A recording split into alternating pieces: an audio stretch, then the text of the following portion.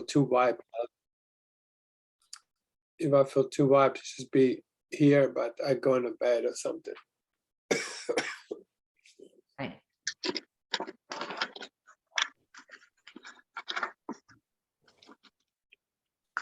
Okay, shall we move along? Everybody Yeah. all cuddled in and ready to go?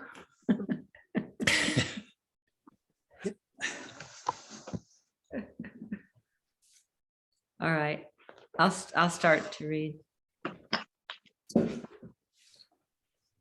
The belief, no relationships are special. In order for this learning to come to completion, you must put into practice the belief that no relationships are special. Your loyalty must be totally to the truth of who you are and not continue to be split by special relationships. While your love relationships will provide a rich learning ground for you now, they must also now be separated from all that would continue to make them special. As was said within A Course of Love, the one you come to know through relationship is yourself. This is the learning ground on which you now stand. All that prevents you from being who you are within these relationships must be let go. All that will complement who you are must be received.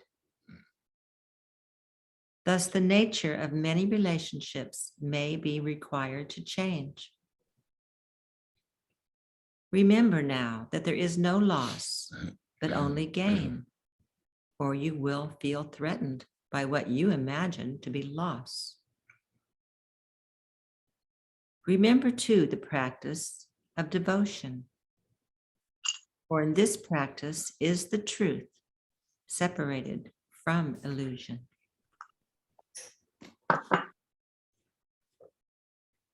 While your dedication to the goal of being who you are may at first seem selfish, it will soon be revealed to be the most sincere form of relationship.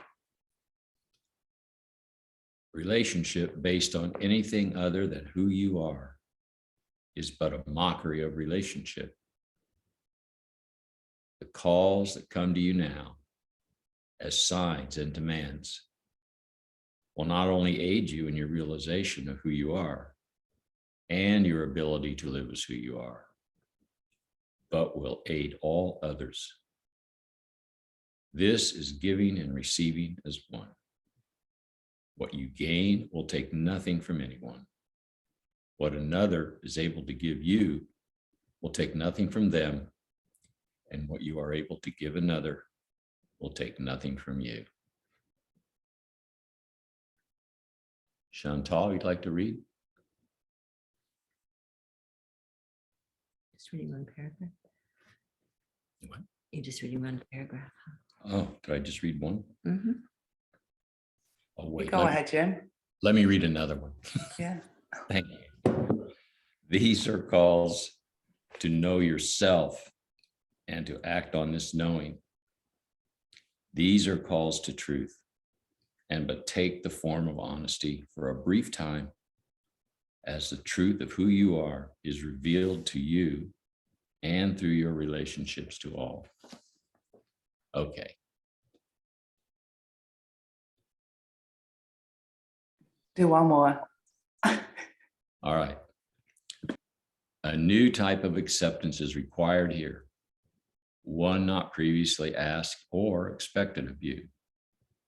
This is an acceptance that you know your own truth and an acceptance that the truth will not change. As we have said, you are not called to a static acceptance that does not include change.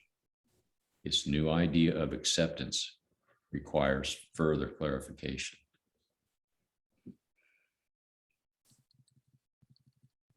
Thanks, Jim. You're welcome.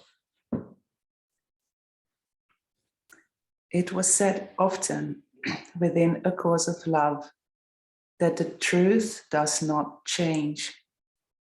Thus, the truth of who you are has not changed, and you are as you were created. Form and behavior are, however, subject to change, as are your expressions of who you are. This distinction must be fully realized here in order for you to accept the truth of who you are and to come to an acceptance of the unchangeable nature of this truth.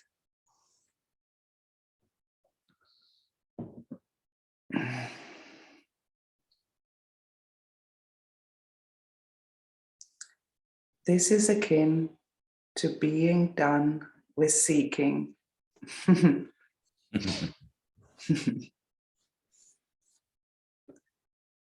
This is the final acceptance that you have found and that you have been found. You need no longer journey onto the paths of seeking. The truth of yourself that you reveal now will not become a new truth as you take a new path.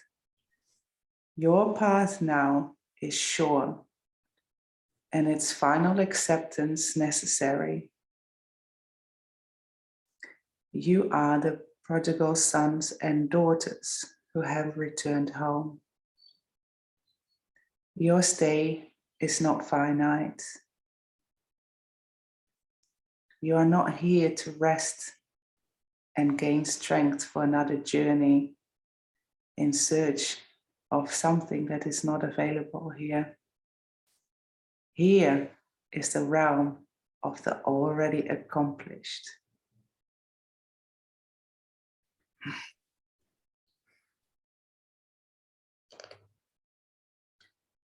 This is home.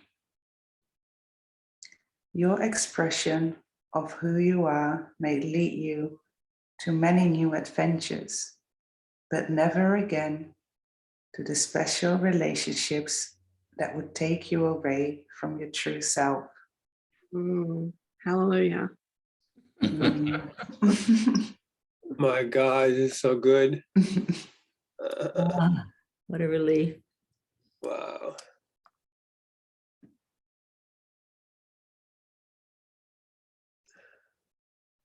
Never again will you be away from home, for home is who you are. I'll wait a bit.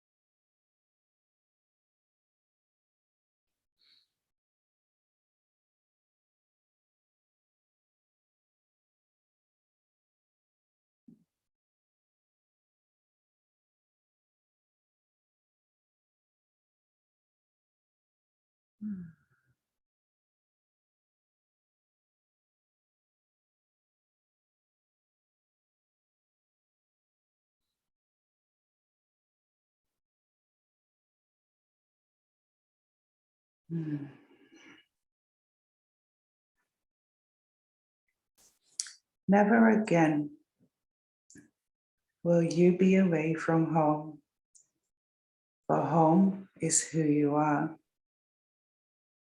A place you carry within you, a place that is you. This is the home of unity.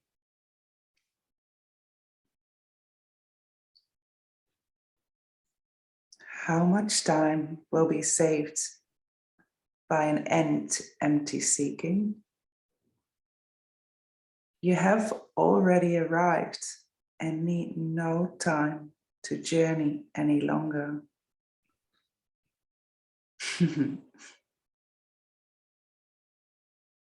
How much time will be saved by an end to the maintenance required by special relationships? When all relationships are holy, you have no need to maintain specialness.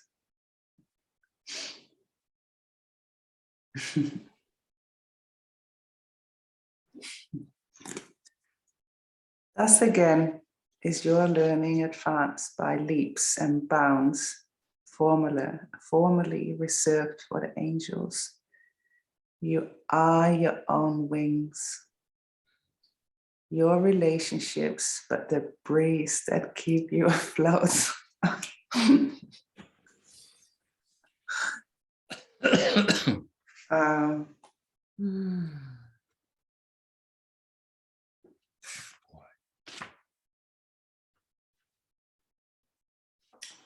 That's so beautiful. Kevin, would you like to go next? Yep, I knew it was going to be me. Of course. The belief there is no loss but only gain. I ask you now to remember a time when you felt from another the desire to help or to meet your needs. Do not think that this desire is not present in all relationships. It is only the ego that stands between desire and the meeting of desire, needs and the meeting of needs. The word need and the word dependent are only words, and words that would be inconceivable to you in the state of unity before you left it. Now they are just tools, as are many other means of practice that assist you in bypassing your ego mind. Some practices more commonly thought of as tools might be meditation, exercises of the body such as yoga, or exercises of the mind such as affirmations. These tools are all means of releasing ego mind and inviting the one mind, or unity, into the present moment. When seen as such, all these tools, including needs, can ignite the combination of learning and unlearning, the letting go of one so that the other can arrive. We are now beginning to speak of the second aspect of treasure that was addressed in the beginning of this treatise as something found that is kept secure and cherished. This aspect of treasure relates to your ability to let go. As many of you will find this idea of letting go of special relationships among the most difficult of ideas contained in this course of study, the ability to let go must be further discussed. Michelle, do you want to keep going? I knew it was going to be me. Gee, a lot of mind readers today. I knew you were gonna say that. I knew you were going to pipe in and say that. We can keep going and going. Mm-hmm. Thank you. When a need is filled, you have been accustomed to having a reaction to this meeting of a need, as if it takes place apart from you or from outside of you. You assign the meeting of a need to a person or system or organization. You as often feel indebted as you feel grateful for the meeting of needs. When your life is running smoothly and needs are being continuously met, you begin to want to hang on to the relationship that you feel meet these needs because of their ability to meet them. Mm. When your needs cease being met, you believe there has been a loss, such as with the loss of a job or loved one, or even of the promise of some service. When you think in such a way, you believe in loss and gain rather than in the replacement belief that there is no loss but only gain. It is perhaps best seen in the contrast implied by the intent to hang on.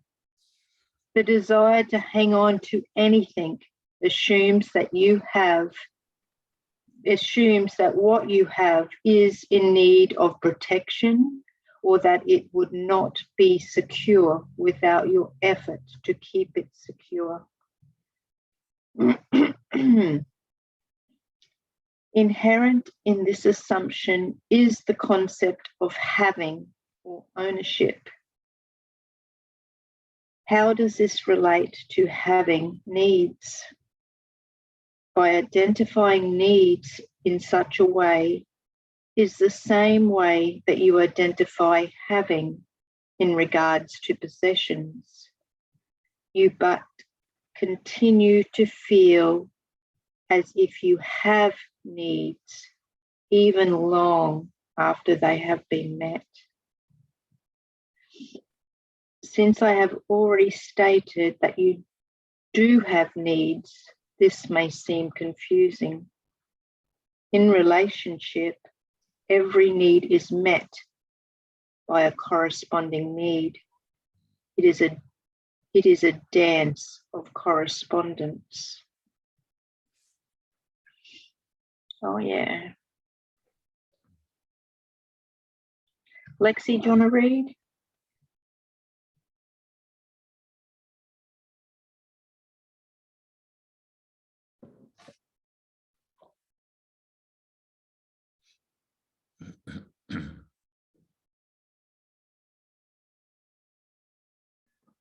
All needs are shared. This is what differentiates needs from wants. This is true in two senses. It is true in that all needs, from survival needs to needs for love,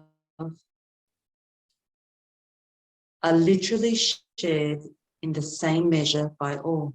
The other sense in which needs are shared is in the aspect of correspondence. They are shared because they are known. Every being inherently knows that it shares the same needs as every other being of its kind. Every being also inherently knows that needs and the fulfillment of needs are part of the same fabric. They are like puzzle pieces that fit together. Other beings that share life with you on this planet are not concerned with needs or need fulfillment. Doing what needs to be done in order to survive is needs are the domain of the thinking being only. Thinking beings share needs because of the way in which they think. That some seem to have more needs than others is a fallacy exception. Not one has more needs than another. What is shared by all is not owned. What all have is in no danger of being taken away. All that you are capable of having, you already have as the already accomplished.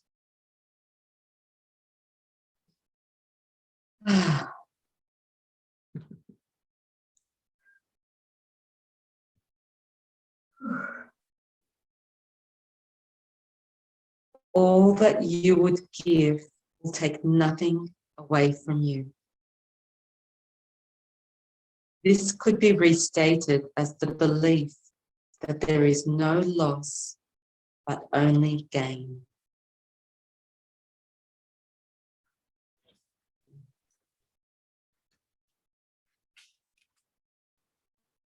The extent to which you deny your needs or are honest about your needs makes the difference in your connection or separation within relationship. The extent to which you are willing to abdicate your needs in order to obtain something is the extent to which your belief in want or lack is real. This is the purview of special relationships.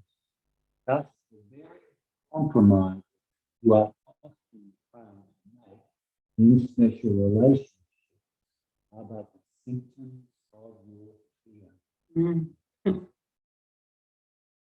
As soon as you are content or self-satisfied, or in other words, feel your needs unmet, the desire to hang on to what you have arrived. This is true of knowledge, or what you know.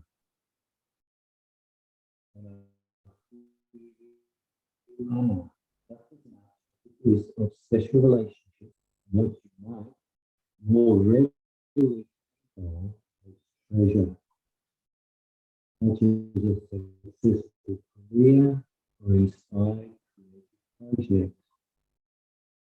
As soon as the desire to hang on both learning and unlearning ceases to occur, the desire to maintain what you believe you have achieved, and labels ways in which your needs are met, create a psychic level that no matter how good or right or meaningful, loses its creative nature by remaining. That's a familiar ring to it. Next. Want to read, Cole? How you feeling? No, okay. Any volunteers? Kim, have you ever read yet? Oh, sorry. I thought you were talking about me. Oh, Cole, you'll do if you like. That'll do, or Kim. You go, Cole. Yeah. Thank you. So, how do you remain within the constant creative flux or flow of creation without either constantly striving for more of what you already have or for what you consider progress? You need a means of disconnecting this drive that has become instinctual to you. As a being existing in form, you have honed certain instincts over millennia, such as the instinct to survive, in order to carry on in physical form. There is no such thing as a static level in unity, where creation is continuous and ongoing. You should have no desire to reach such a state, and the awareness that you are in such a state can alert you or serve as a sign that the ego mind and its fear-based thinking have momentarily returned. This does not mean that you will never be at rest or that you will be constantly seeking to arrive. As has always been said, you have arrived, and rest exists only in the state of unity. Because you have not thought previously of needs as tools every bit as valuable as the others mentioned here. This adjustment in your thinking may seem difficult to accept.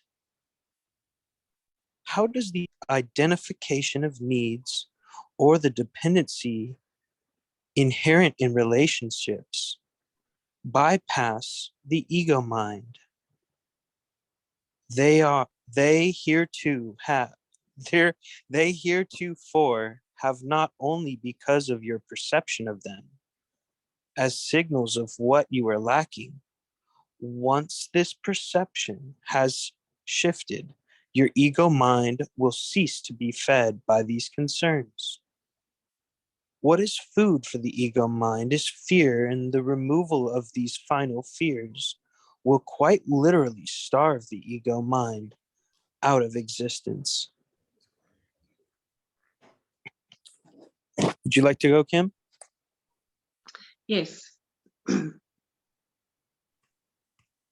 An understanding of the mutuality of needs will aid you in being honest about your needs, thus allowing them to be met. Then the need to define or to identify them ceases. Your needs only continue to be brought to your awareness as needs until your trust in their immediate and ongoing fulfillment is complete.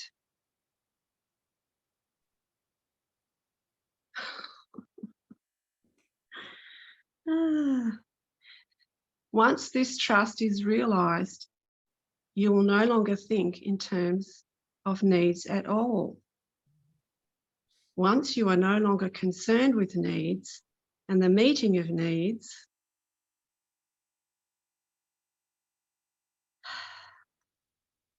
you will no longer be concerned with special relationships. You will realize that there is no loss, but only gain involved in letting them go. Holding on to what you think will meet your needs is like holding your breath. Oh my goodness.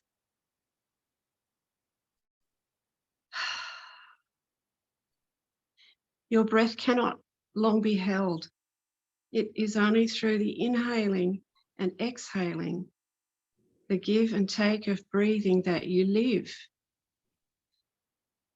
Each time you are tempted to think that your needs can only be met in special ways by special relationships, remember this example of holding your breath. Think in such a way no longer than you can comfortably hold your breath. Release your breath and release this fear and move from special to holy relationship.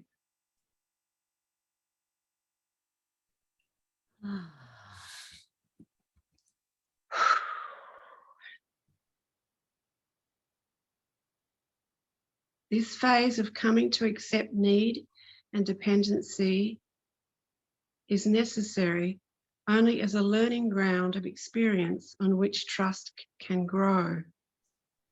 Once this trust is realized, you will no longer think of trust, just as you will no longer think of needs. Ceasing to think in these terms will soon be seen as a valuable ability and a time-saving measure of great magnitude. As these old ways of thinking leave you, you will be left as who you are in truth.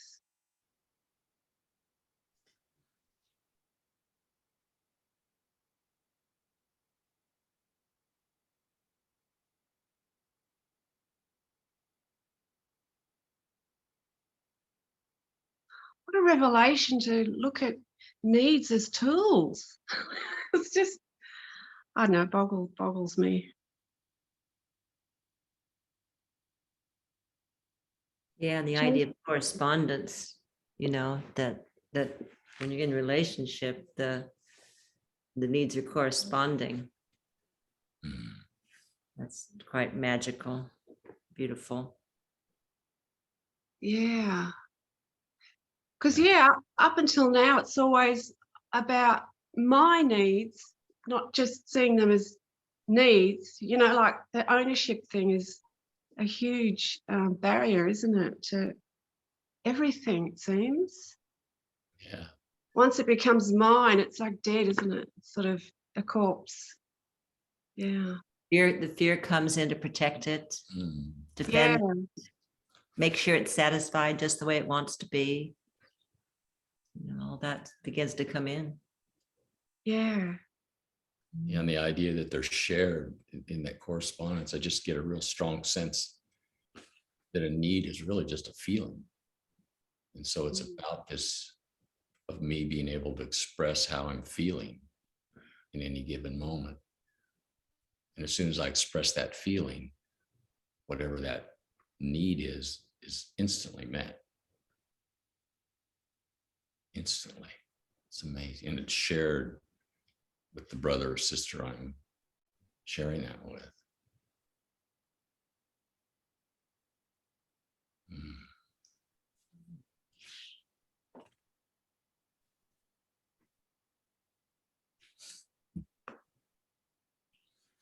And I guess if they're not shared, they can never be met.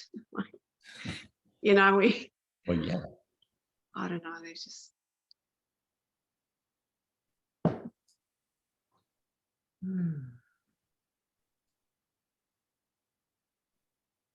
Yeah, if I've got a feeling inside me and I can't express it, then it stays in me. And that's about as special a relationship as I think I could ever have. And the release happens in a sharing, in that correspondence. It's just, it's meant. Yeah. Mm.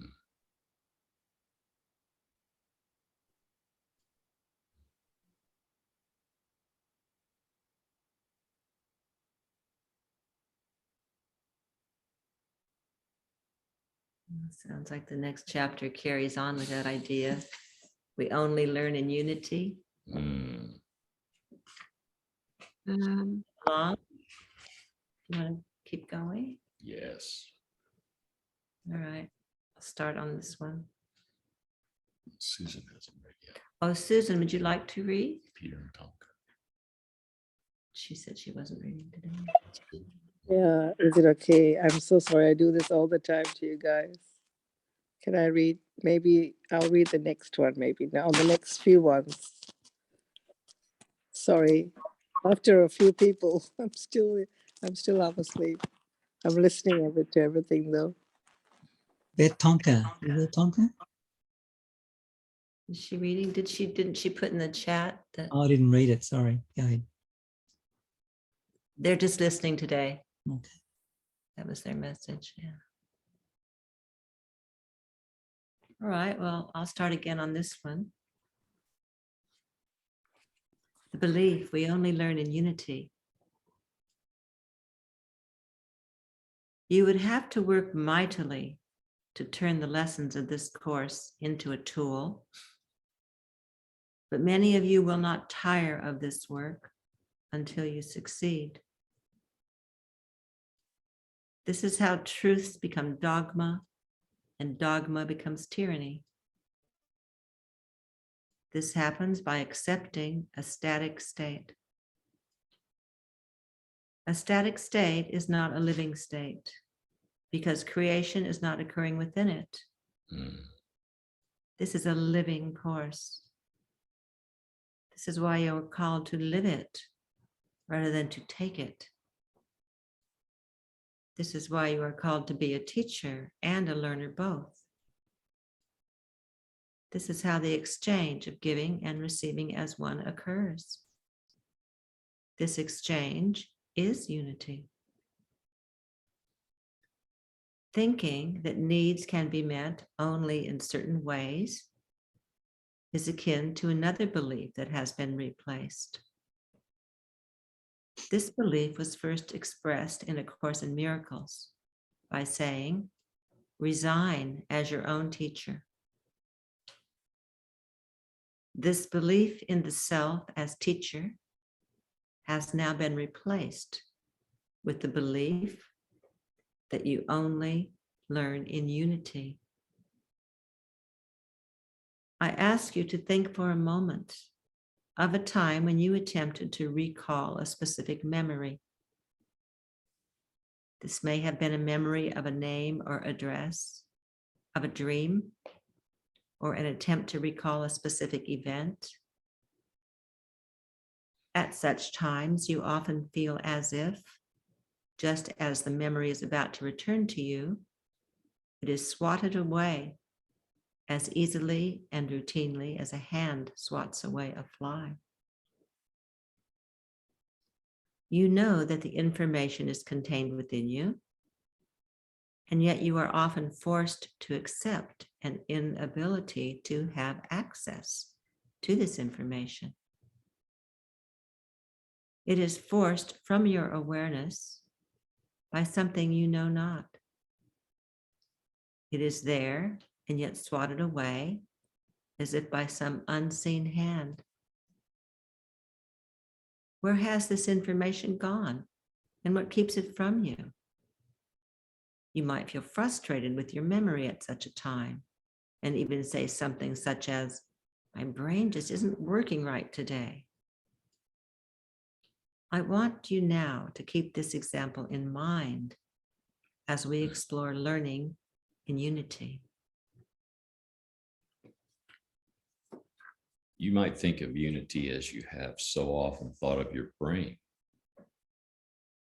But rather than thinking of it in the singular, think of it as a storehouse or giant brain in which all that has ever been known or thought is contained. The technology that has created supercomputers will immediately come to mind from this illustration. While this illustration may be distasteful to some and intriguing to others, how many of you would not want to replace your ability to know with the ability of that of a supercomputer? While just an illustration, the reverse of this is akin to what you have done by replacing unity with singularity. You have narrowed your ability to know to an ability to know that which you have experienced. While what we are speaking of as knowing has little to do with the information stored in supercomputers, it is still a worthy illustration. For just as a supercomputer needs a knowledgeable operator in order to provide the information sought, so too do you need to become knowledgeable in order to access all that is available to you. Okay, Chantal, take it on.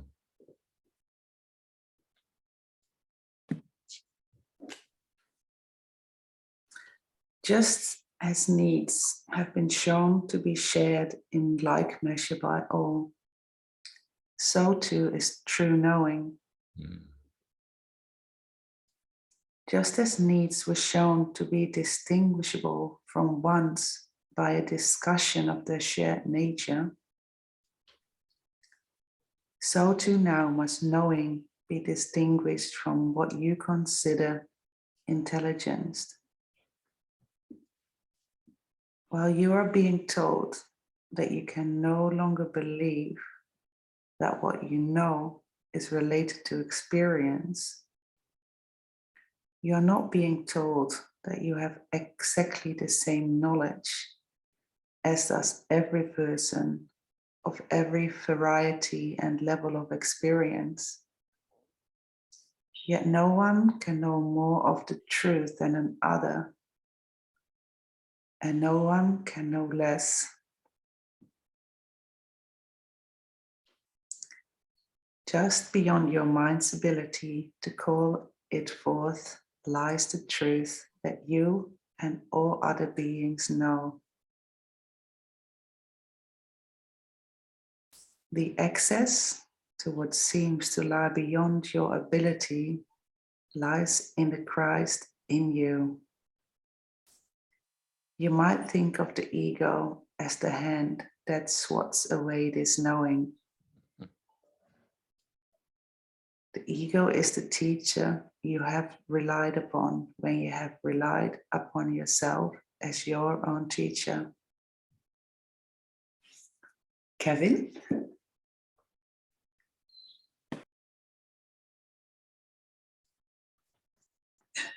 You forgot constantly that the Christ in you is the learner here. What need is there for a computer brain or for the ego to be teacher when the learner in you is the all-powerful? The learner in you is the unifying force of the universe. The learning you are in need of is learning that you will call that will call who you are back to your mind, to your united mind and heart. This is the knowing that already exists, the memory that is swatted away by the ego. Why then is this called learning? Learning simply means to come to know. If what you know has been forgotten, you still are in need of the learning that assists you in coming to know once again. But as long as you continue to attempt to learn with your ego, or in other words, as long as you would continue to attempt to learn in the same way that you have previously learned, you will not learn because the you that will be involved in the learning process will not be the real you. Michelle?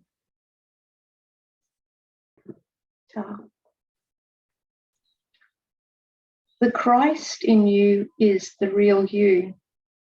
The Christ in you is the self who you become when you have united heart and mind once again in wholeheartedness.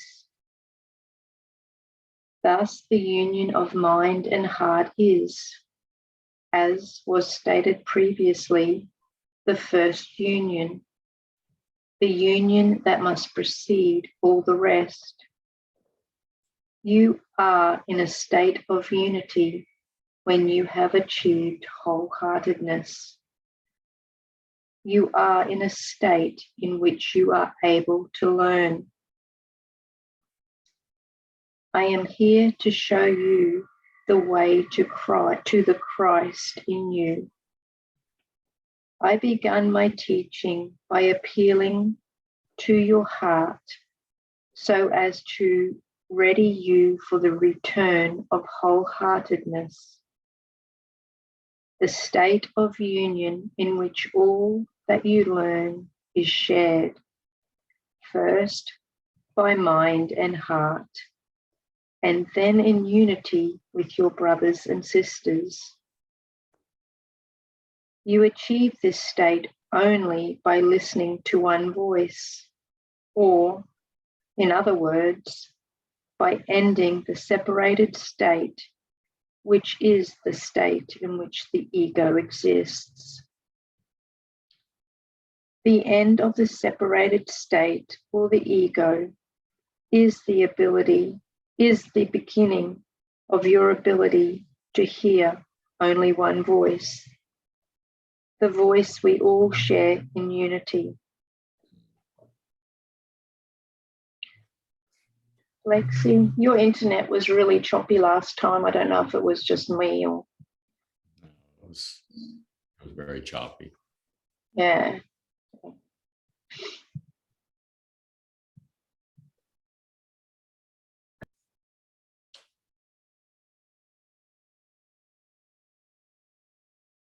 It's more muffled. Sorry.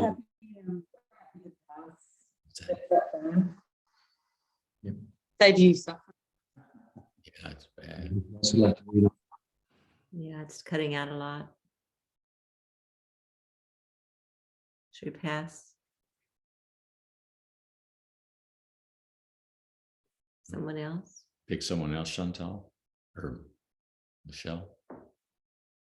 I don't, who was Cole next? I think Cole was next. Yeah. Are you there, Cole? Goal number 2. Go ahead, Kim. Okay. This voice speaks to you in 1,000 ways. It is the voice of love, the voice of creation, the voice of life.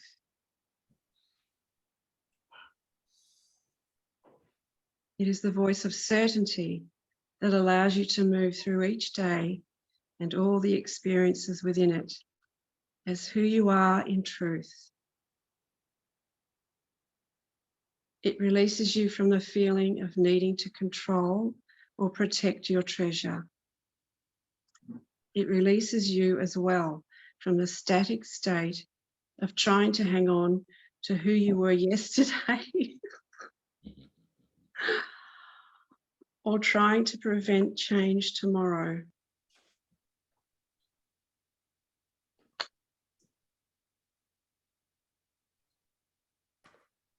As was said in the beginning, it is realized that it is hard for you to believe that the Christ in you is in need of learning. Think a moment of why this should be so. Is there ever a moment in which coming to know is not appropriate? Is there any reason that coming to know should not be seen as something continuous and ongoing?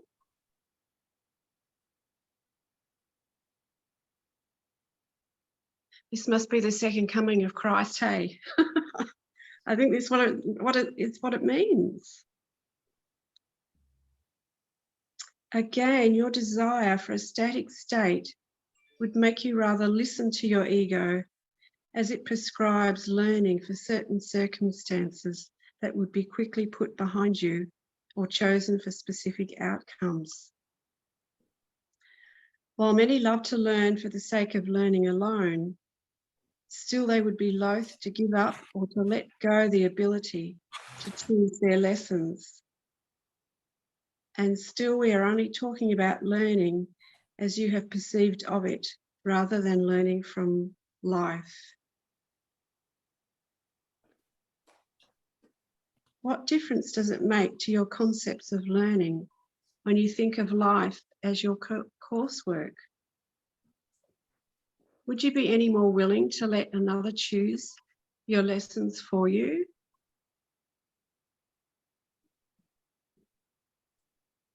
Shall I keep going? Yeah, why don't you finish up? Okay. What are your plans and dreams but chosen lessons? A good one. While you do not think of them as such, you do not think of life as your learning ground. You still think of lessons as being about specific subject matter. When life does not go as you have planned, you feel as if your chosen path has been denied to you. You often feel a sense of loss and rarely one of gain. Unless life goes the way you have intended for it to go, you do not feel gifted or blessed, even when you may have looked back often on situations that did not go as you had planned, and nevertheless gifted you with experiences or opportunities that would not have arisen had your chosen plan come to fruition.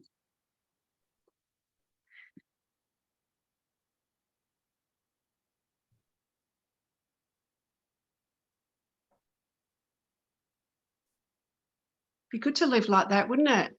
As you go along, instead of learning by hindsight. The Christ in you has no need to plan. A need to come to know, yes, but a need to plan, no.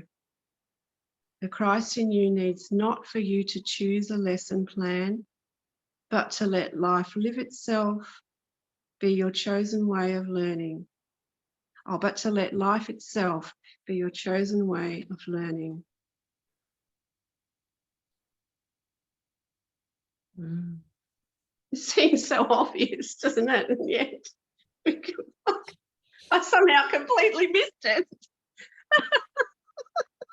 We have to go somewhere special or create special circumstances to learn Oh, man. what's going on around us. Yeah, it's crazy, isn't it?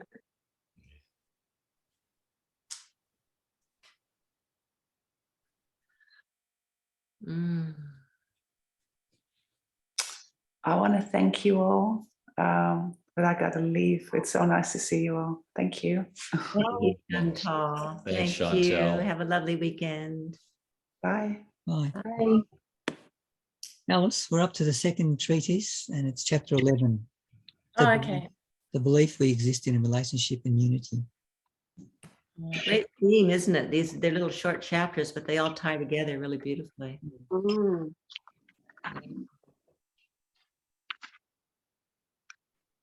Loving these new beliefs. That's so good. So who would, Cindy, are you next or? Cole, I think. Oh, Cole, if Cole's up to read, would you Cole? No, the other Cole. Other Cole? Call number 2.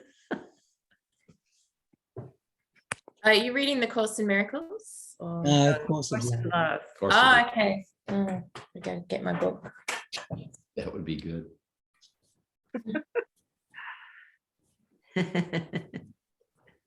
Oh, what a pretty cover. 10 point what? 11.1, 11. 11.1. Chapter Pardon 11. me.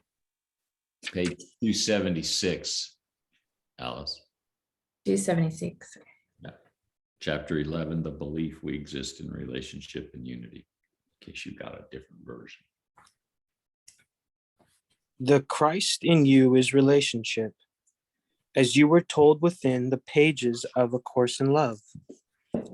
You are being who exists in relationship. This is how you were created and how you remain. This is the truth of who you are.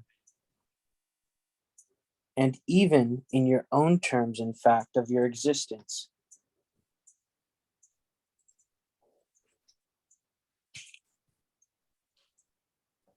Earlier, this was pointed out to you so that you would come to accept who you are and so that you would extend forgiveness to yourself and all who hold responsible for this truth. This forgiveness has now extended in 2 distinct ways. First, in forgiving your Creator for creating you in such a way, and second, in forgiving a world that has taught you to want to be other than who you are. Now our aim is to show you how to integrate the belief that you are a being who exists in relationship into the living of your life.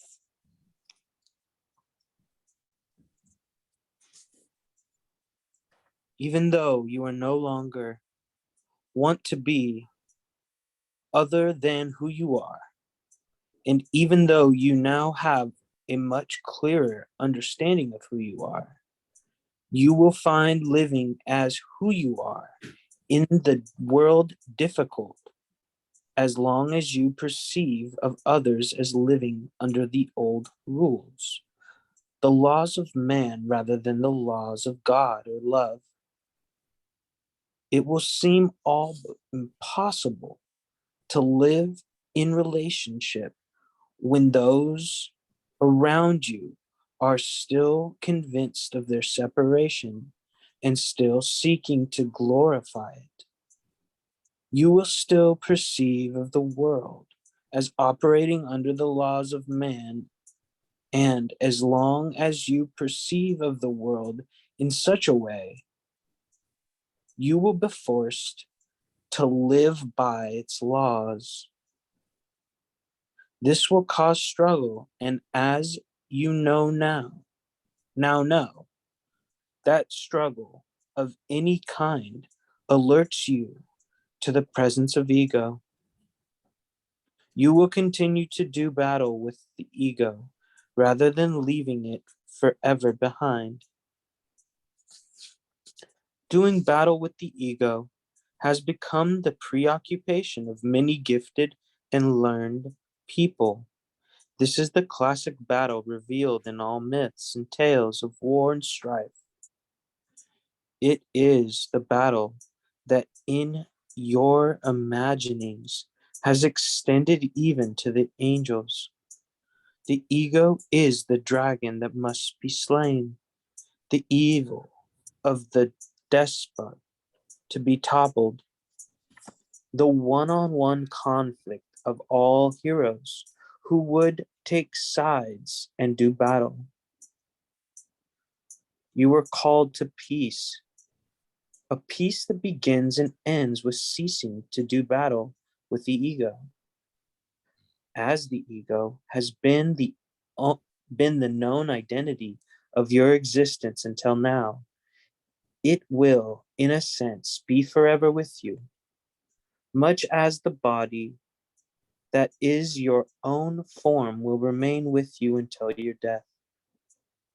But while your perception of your body as your identity and your home has given way to an idea of it as a form that can be of service to you and your expression, there is no service the ego can do. The ego is the one untruth, given many names and many faces, and the only thing given by you, the power to do battle with the truth, with or with God. Remember now and always that you and God are one, and that when you invite to do battle with God, you but battle yourself.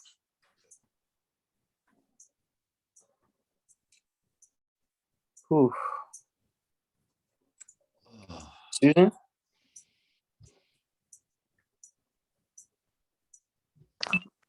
So sorry, is it okay if I miss this time?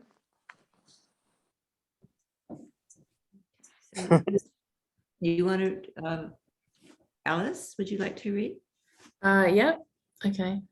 A God of love does not do battle, for truth needs no protection. Truth is not threatened by untruth. The truth simply exists as love exists and as you exist.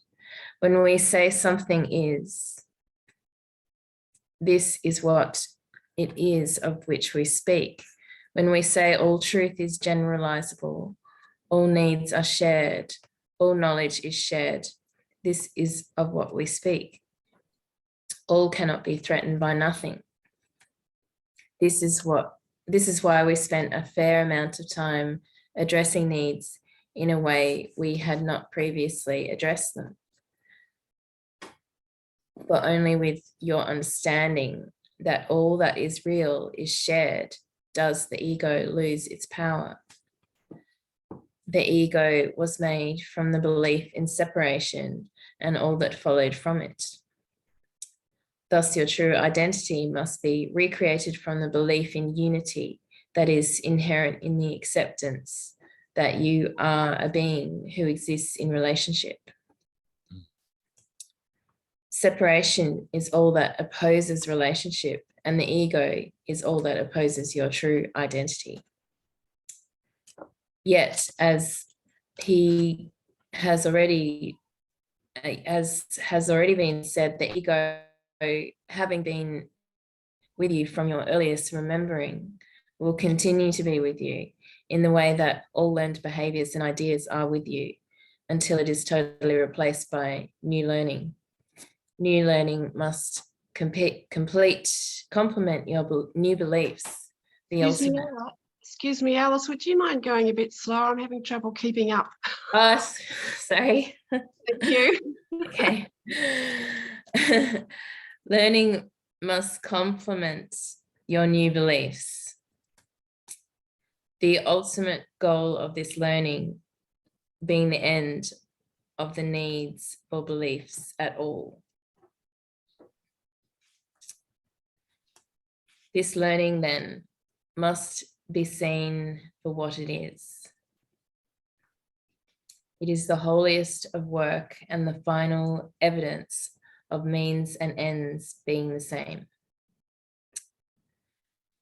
Your whole devotion to this learning must now be complete, your willingness total, your way of learning that of a mind and heart joined in wholeheartedness.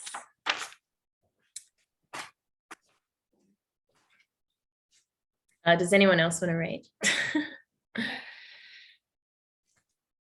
Or shall I keep reading? Or Shall we just rotate through once more and finish the chapter?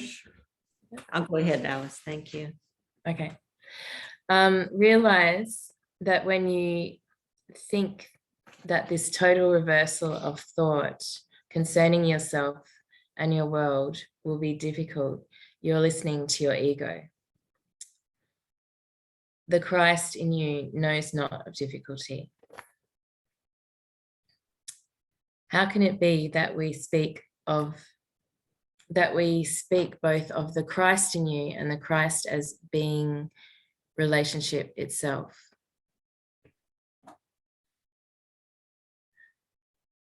How can it be that we have spoken of Christ being both wholly human and wholly divine?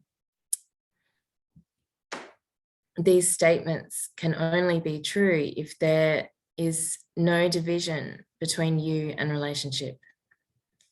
If there is no division between the human and the divine. Okay, I'll from here then. Mhm. Separate things must still exist in relationship. This is the key to understanding the truth of these statements. For even while you have chosen separation, this choice did not preclude the existence of relationship, and it is in relationship that union still exists. If you had been able to choose separation without relationship, then the image of yourself the ego has put forth would have been a true image. But as life cannot exist apart from relationship, this choice was not available and did not overturn the laws of God. The ego is but your belief that this has occurred.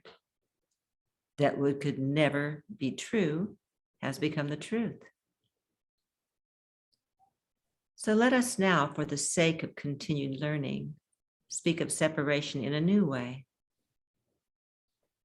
Let us speak of separation as a state that exists, rather than as a state that does not exist. If you exist as a separate being, but your being is contingent upon relationship for its existence, is this not the same thing as saying that you are a being who exists in relationship? Is this not similar to saying that a living human body does not exist without its heart? Is not what is essential to a living body a fact of that body's existence? While this illustration is not attempting to say that life does not exist apart from the body, it is attempting to reveal in an easily understandable way that there is a condition under which you are here and able to experience life as a separate being. That condition is relationship. And relationship is what keeps you forever one with your Creator. Here, that relationship is being called Christ in order to keep the holiness and importance of this relationship forever and foremost in your mind. Here, that relationship has been given a name, as we have given your relationship with your separate identity the name of ego. Here, we are asking you to choose the one real relationship and to vanquish the one unreal relationship. It is from these two separate ideas of relationship that the concept of doing battle has emerged. This concept of doing battle can only remain if you remain convinced that the ego is real. As long as you believe that the ego is real, you will feel as if there are two identities that exist within you, and you will see yourself as doing battle in countless ways and forms. There will never actually be a battle going on between Christ and the ego, but you will perceive that such battles exist. You will be prone to calling upon the Christ as your higher self to defend you against the ego self. This is highly akin to your former notion of prayer that assumes that there is something real that you need defense against or saving from. This is how the notion of Christ as Savior arose.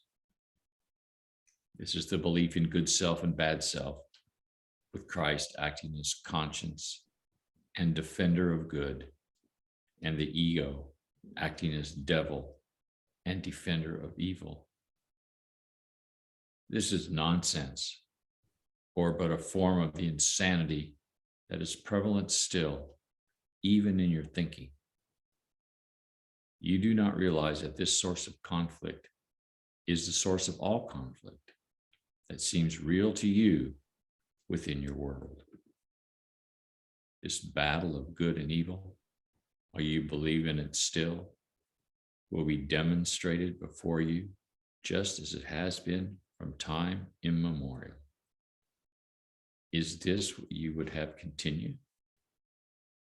Does this not but reveal to you a fraction of the power of your thinking and its ability to shape the world you see? An alternative to this insanity exists. The alternative is removing all faith from your belief in the ego self. The alternative is replacing belief in an ego self with belief in a Christ self. Total replacement.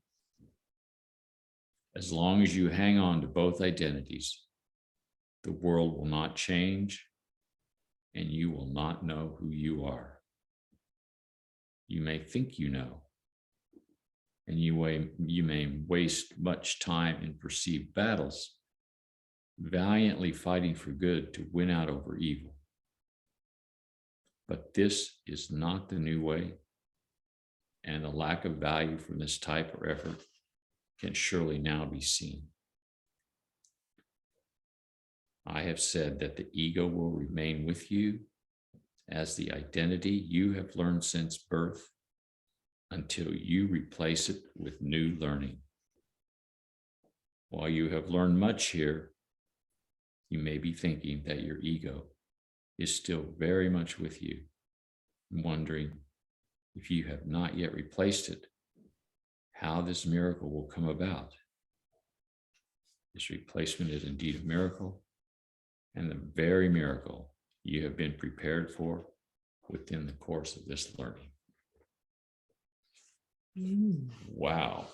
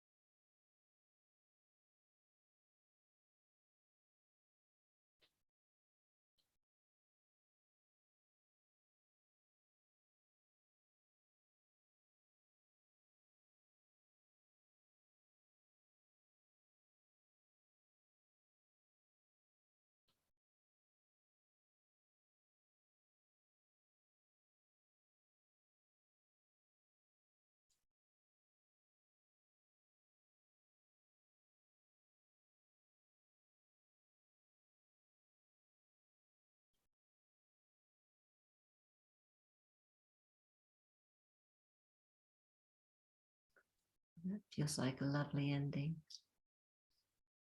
Mm.